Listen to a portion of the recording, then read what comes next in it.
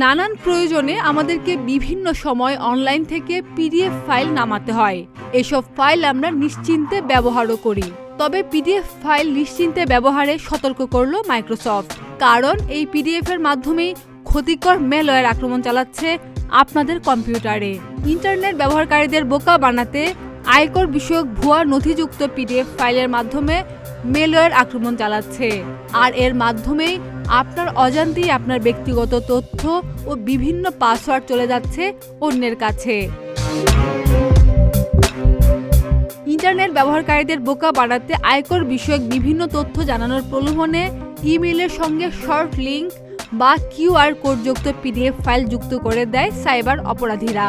PDF ফাইলে থাকা QR code বা লিঙ্কে ক্লিক করলেই একটি ওয়েবসাইট চালু হয় এবং ব্যবহারকারীদের কম্পিউটারে স্বয়ংক্রিয়ভাবে বিভিন্ন ম্যালওয়্যার প্রবেশ করে।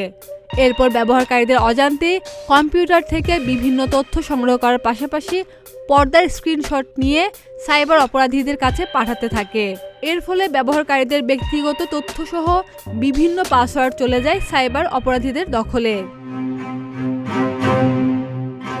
কয়েক মাস ধরেই এই কৌশলে যুক্তরাষ্ট্রে সাইবার হামলা চালানো হচ্ছে বলে জানিয়েছে মাইক্রোসফট।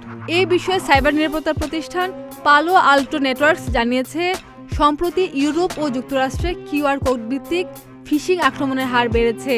এসব ক্ষেত্রে আক্রমণকারীরা সরাসরি ক্ষতিকর ডোমেইন ইউআরএল না দিয়ে ব্যবহার করছে বিভিন্ন রিডিরেকশন পদ্ধতি বা ওপেন রিডিরেক্ট লিঙ্ক, যাতে নিরাপত্তা ব্যবস্থাকে ফাঁকি দেওয়া সহজ হয়। এই ধরনের সাইবার হামলা থেকে সুরক্ষিত থাকতে অপরিচিত উৎস থেকে পাওয়া কিউআর কোড বা লিঙ্কযুক্ত পিডিএফ ফাইল থেকে সাবধান থাকার পাশাপাশি ফিশিং হামলা প্রতিরোধে নিরাপদ ভেরিফিকেশন পদ্ধতি ব্যবহারের পরামর্শ দিয়েছে মাইক্রোসফট। খাদিজা নিপা, প্রতিদিনের বাংলাদেশ।